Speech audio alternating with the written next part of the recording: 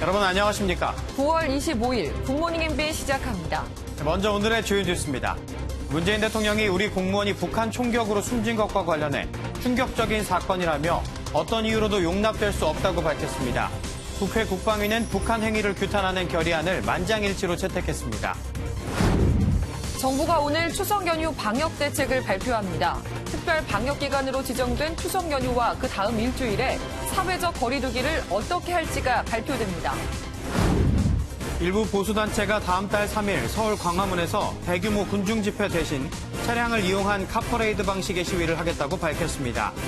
광복절 집회를 주도했던 보수단체는 개천절 집회도 하겠다는 방침인 것으로 알려졌습니다. 의대 정원 확대에 반대하며 국가시험을 거부했던 의대생들이 뒤늦게 시험을 보겠다고 밝혔습니다. 정부는 추가 기회를 줄 수 없다는 방침에 변화가 없다고 말했습니다. 소연평도 앞바다에서 실종된 40대 남성 공무원이 북측의 총격으로 숨진 뒤 시신마저 불태워져 충격을 주고 있습니다. 우리 군은 실종자 위치를 확인하고 피격될 때까지 6시간 동안 어떤 조치도 취하지 않은 것으로 알려져 논란에 휩싸였습니다. 첫 소식 강영호 기자입니다. 국방부는 실종된 해양수산부 공무원 A씨가 북한군 단속정의 총격에 숨졌다고 밝혔습니다. 지난 21일 오후 1시쯤 꽃게잡이 여업 단속을 나갔다 실종된 A씨는 다음 날 밤 9시 40분쯤 북한군 총격에 숨졌고 시신은 해상에서 불태워졌습니다. 우리 군은 다양한 첩보를 정밀 분석한 결과 북한이 북측 해역에서 발견된 우리 국민에 대해 총격을 가하고 시신을 불태우는 만행을 저질렀음을 확인하였습니다. 군 당국은 지난 22일 오후 3시 반쯤 실종자가 북한 선박에 의해 발견됐다는 정황을 입수했습니다. 실종된 소연평도 남쪽 2km 해상에서 약 38km 떨어진 등산곳 인근이었습니다. 문제는 실종자가 북측에서 포착될 때까지 또 발견 정황을 입수하고 실종자가 숨진 6시간 동안 어떤 조치를 취했느냐입니다. 국방부는 최초 북한이 확보한 인원이 실종 공무원으로 추정됐을 땐 북한 해역인데다 그 위치가 특정되지 않았고 북한의 만행을 예상하지 못했다고 밝혔습니다. 또한 우리 측 첩보 자산이 드러나는 것을 우려했다며 과거 피해를 감수하고도 첩보 자산을 보호한 선례를 거론했습니다. 하지만 우리 국민의 보호를 최우선으로 해야 하는 군이 책임 회피에 급급하다는 비판이 제기되고 있습니다. MBN 뉴스 강용우입니다. 우리 당국은 이 공무원이 월북을 시도한 것으로 추정하고 있는데요. 이 친형은 동생이 절대 월북할 사람이 아니라고 말했습니다. 이어서 박자은 기자입니다. A씨 친형은 정부가 발표한 월북 추정 근거를 도저히 납득할 수 없다며 글을 올렸습니다. 월북이라는 단어와 근거가 어디에서 나왔느냐며 실종 당시엔 조류가 거세 물리적으로도 월북이 불가능했다는 겁니다. 찾길 안 입고 바다 가면 벌금 물어요. 그걸 잡았으니까 자진의 월북이라고 하지 않습니까? A씨를 발견하지 못한 책임을 되레 개인에게 떠넘겼다고도 비판했습니다. 30시간 이상의 표류를 했을 때 적어도 24시간 정도는 우리나라 영해 땅에 있었어요. 반면 우리 당국은 A씨가 구명조끼를 입고 부유물에 타 있었던 게 바다에서 일정 시간 표류하기 위해 사전에 준비한 거라고 봤습니다. A씨를 발견한 북한 선박이 일정 거리를 두고 표류 경위를 확인할 때 나눈 대화. 어업 지도선에 A씨가 두고 내린 신발 등을 비춰 월북 가능성을 배제할 수 없다는 겁니다. 조류 사항을 잘 알고 있는 점, 평소 채무 등으로 고통을 호소했던 점, 국방부 관련 첩보 등을 종합하여 볼 때 자진 월북 가능성을 배제할 수 없어. 다만 어업지도선에 설치된 CCTV가 모두 작동하지 않아 A씨의 동선은 파악할 수 없는 상황입니다. MBN 뉴스 박자은입니다.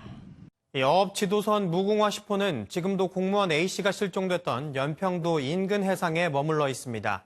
해경은 당시 동료들에 대한 조사를 벌이고 있는데요. 이 지역 주민들은 헤엄쳐 갔을 가능성은 낮다고 보고 있습니다. 신동규 기자입니다. 해경조사관 3명은 연평도 인근 해상에 떠있는 무궁화 10호의 승선에 관계자들에 대한 조사를 벌였습니다. 당시 배에 타고 있던 사람은 공무원 A씨를 포함해 16명입니다. 공교롭게도 CCTV 2대는 모두 고장나 있었고 실종자의 휴대폰이나 유서도 발견되지 않았습니다. 조사는 오늘까지 이어질 예정으로 이후 무궁화 10호의 행선지는 아직 정해지지 않았습니다.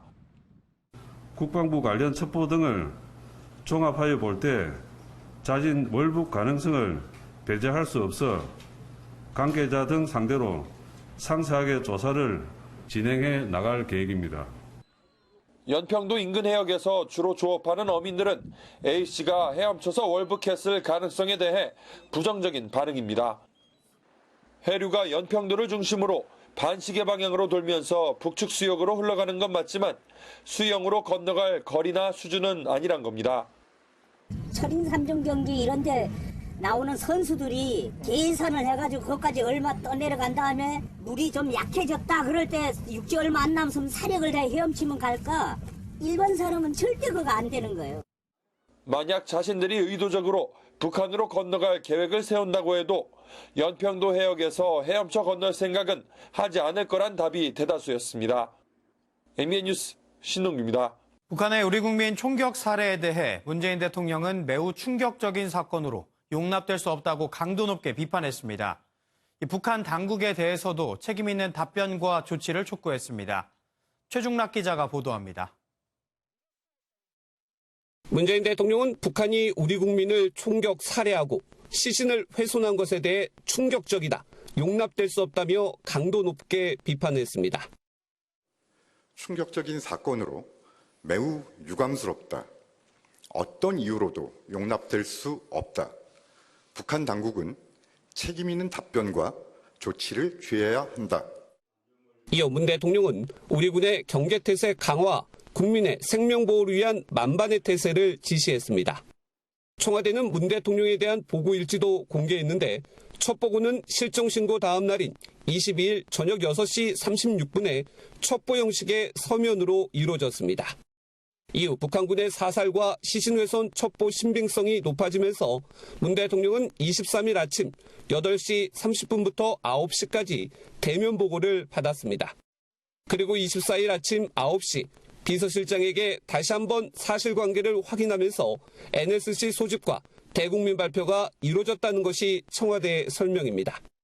청와대는 앞으로 남북관계 영향에 대해서는 남북관계는 아직 견지되어야 하고 9.19 군사합의 세부 항목의 위반도 아니라는 입장입니다.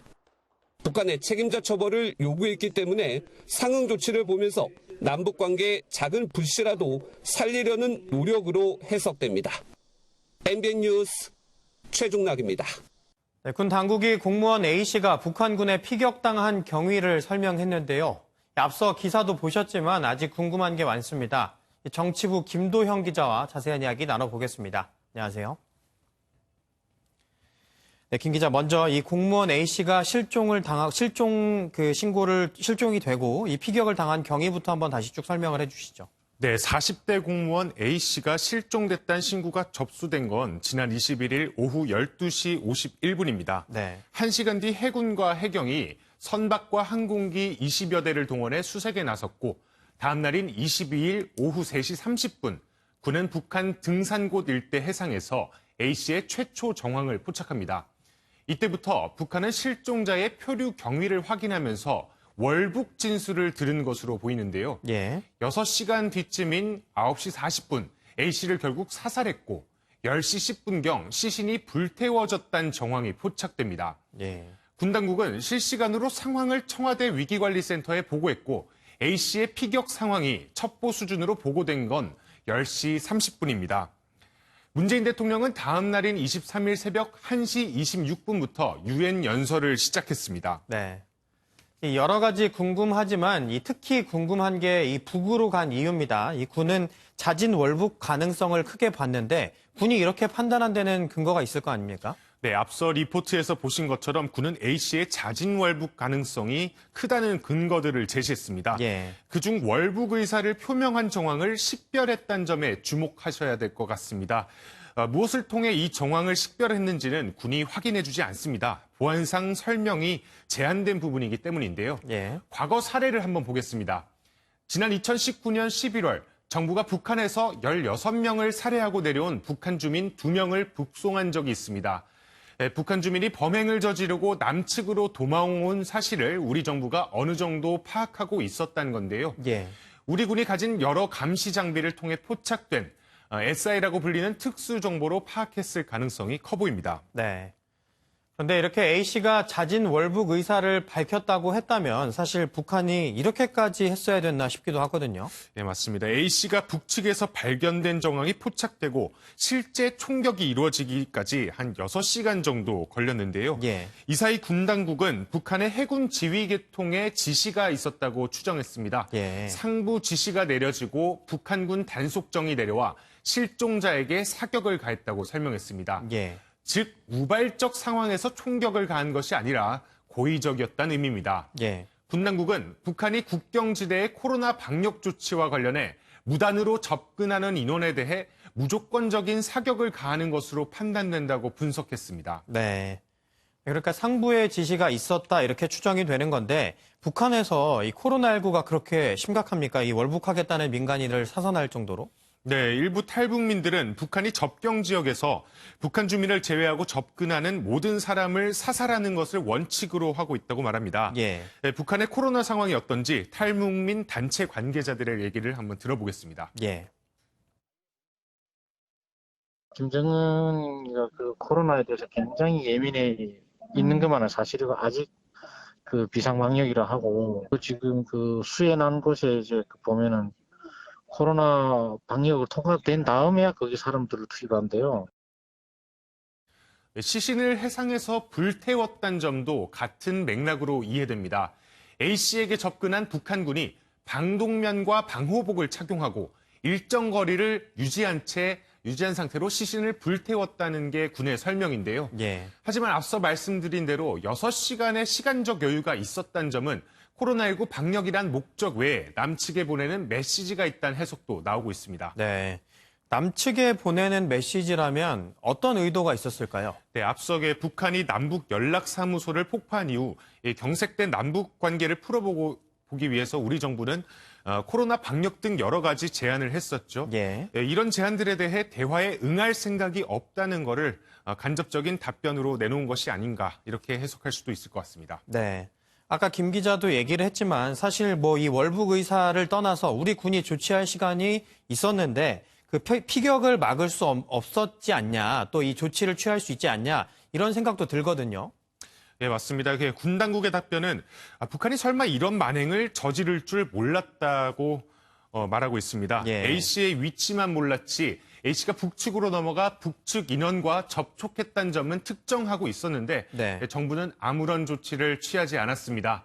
군 당국이 유일하게 취한 조치는 A씨가 사망한 다음 날인 지난 23일 오후 대북 전통문을 발송한 게 전부입니다. 네. 군이 국제 상선 통신망 등을 동원해 북측에 즉각적인 연락을 취했다면 적어도 이런 참변은 막을 수 있었지 않겠냐는 지적이 나오는 이유입니다. 예. 마지막으로 군이 든 이유는 우리 측 첩보 자산이 드러날 우려가 있었다고 밝혔습니다. 네.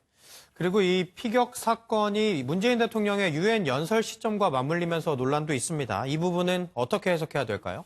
네, 청와대는 유엔 연설은 이미 지난 15일에 녹화가 됐었고 예. 18일에 유엔으로 보내졌기 때문에 이 사건과 관계가 없다고 답변했습니다. 예. 연설이 방송될 때인 23일 새벽엔 피격 첩보의 신빙성을 확인하던 단계였는데요. 예. 첩보 수준에서 유엔 연설을 수정하거나 취소하는 판단을 할 수 없었다고 설명했습니다. 예.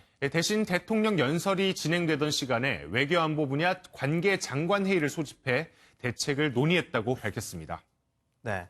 남북 관계는 앞으로 더 어려워질 것 같은데 이 정치권 반응은 어떻습니까? 네, 어제 국회는 국방위원회를 긴급 소집해서 긴급 현안 질의를 했는데요. 예. 여야 만장일치로 북한의 무력 도발 행위에 대한 규탄 결의안을 냈습니다. 여야 모두 강력한 규탄 의지를 밝힌 만큼 북한의 책임 있는 조치가 나오지 않는다면 남북 관계는 더 어려워질 것으로 보입니다. 네, 미국 측 반응도 나왔는데요.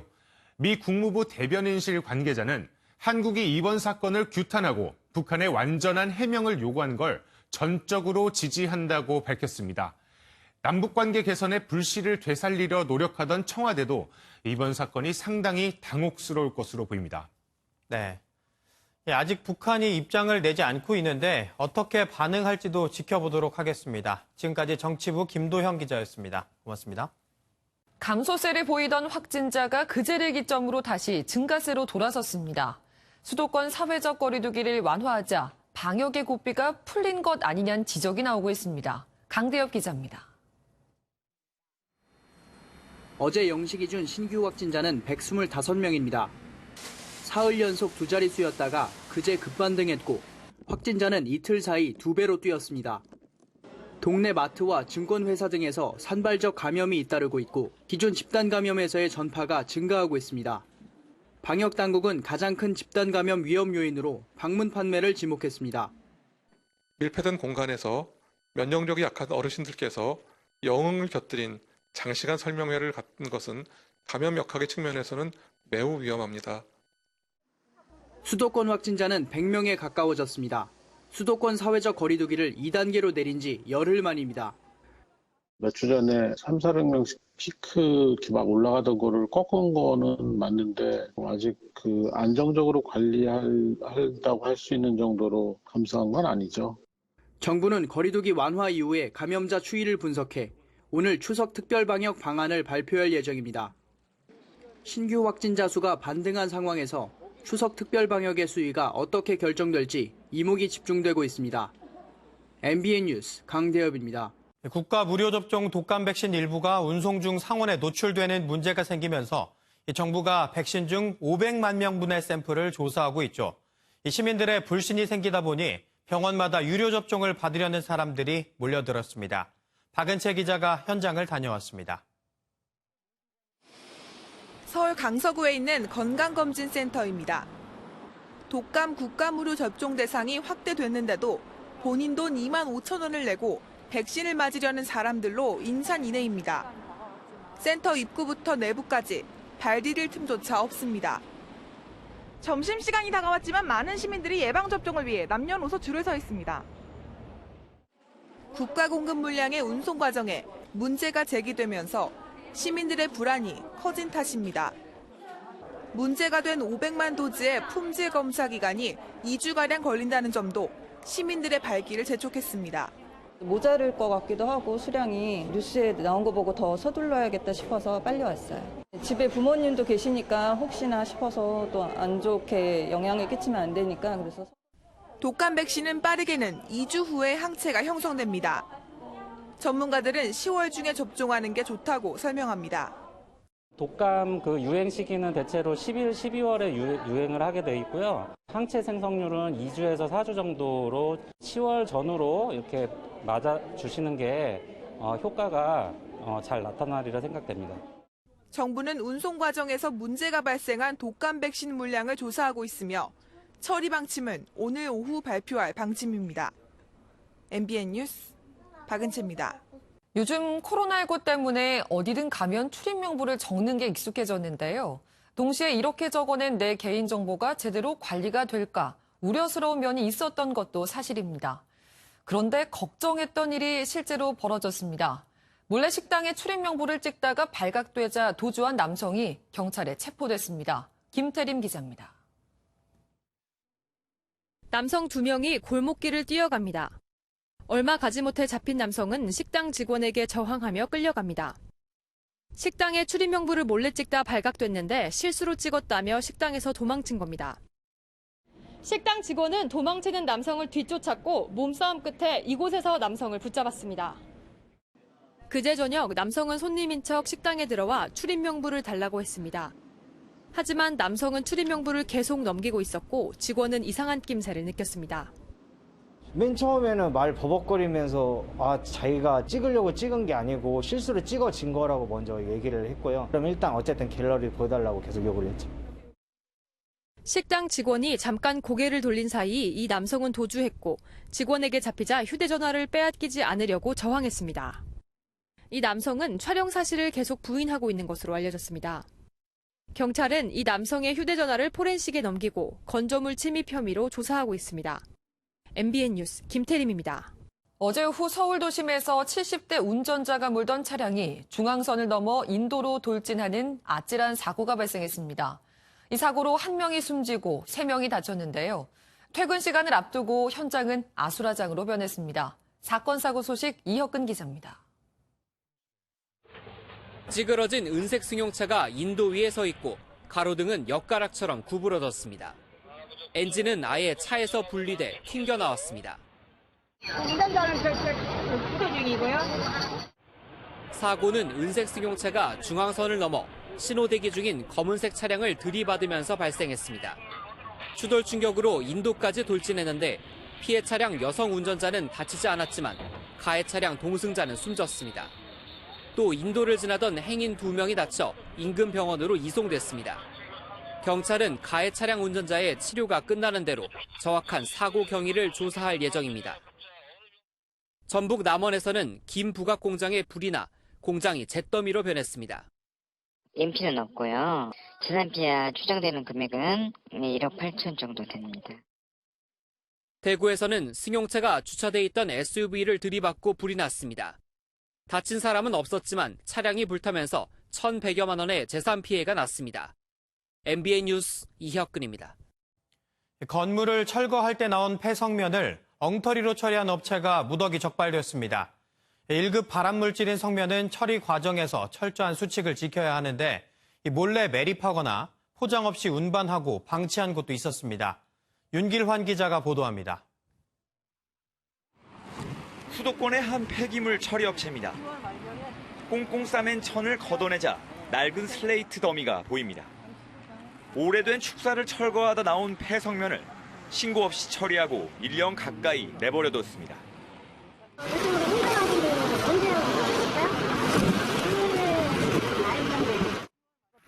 포천의 한 업체는 건축물을 철거하며 나온 폐성면 2톤을 여러 포대에 쑤셔넣고 보관하다 적발됐습니다.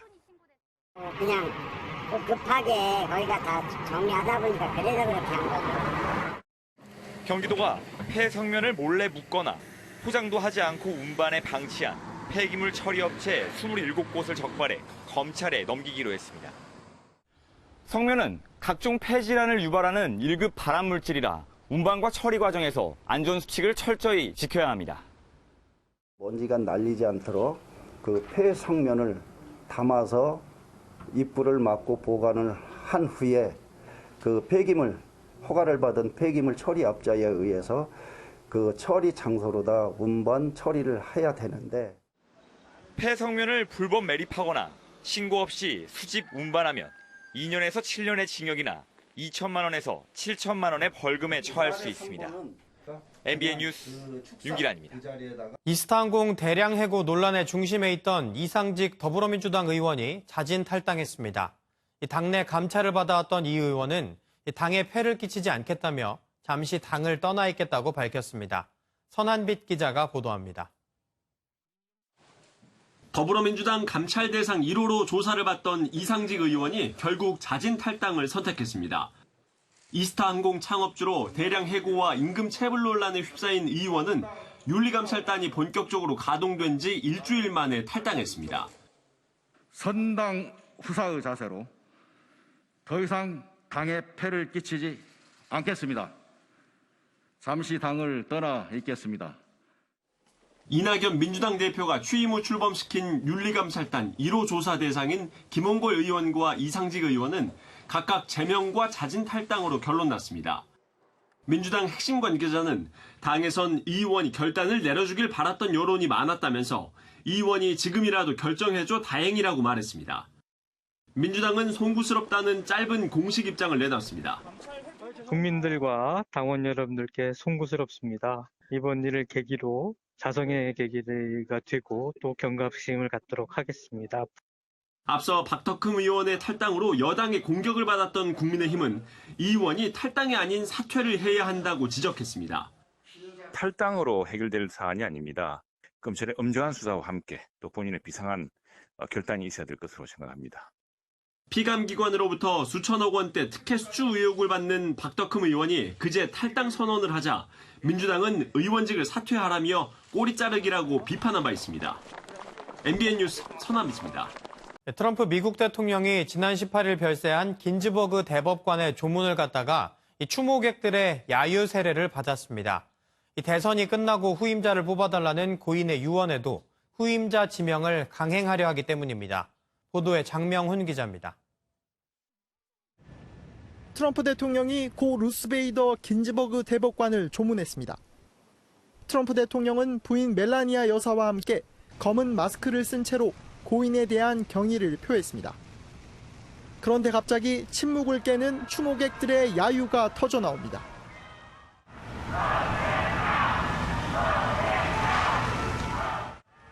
트럼프 대통령이 고인의 유언과는 반대로 후임 대법관 지명을 서두르는 데에 대한 반감 때문입니다. 미 언론들은 여론의 거센 반대에도 트럼프 대통령이 후임 대법관 임명을 강행하는 배경에 주목하고 있습니다. 트럼프 대통령은 앞서 이번 대선이 연방 대법원에서 끝날 것이라 밝힌 바 있습니다. I think this will end up in the Supreme Court, and I think it's very important that we have 9 justices. This scam that the Democrats are pulling, it's a scam. 상황이 이렇게 되자 우편 투표를 빌미로 대선 불복을 시사해온 트럼프 대통령이 자신에게 불리한 선거 결과를 뒤집으려고 대법원을 장악하려는 게 아니냐는 말까지 나오고 있습니다. 여기에 선거 결과에 따라 평화로운 정권 이양을 약속하느냐는 질문에도 확답을 하지 않으면서 논란은 더 커지고 있습니다. MBN 뉴스 장명훈입니다. 문재인 대통령과 스가 일본 총리가 어제 첫 전화 통화를 하고 한일 관계의 미래지향적 발전을 위한 의지를 확인했습니다. 다만 갈등 현안과 관련해선 기존 입장을 되풀이하는 탐색전 수준의 대화를 주고받은 것으로 알려졌습니다. 태평양 최고의 낙원으로 불리는 하와이. 누구나 한 번쯤 꼭 가보고 싶어하는 이곳이 미국에서 가장 행복한 지역으로 꼽혔습니다.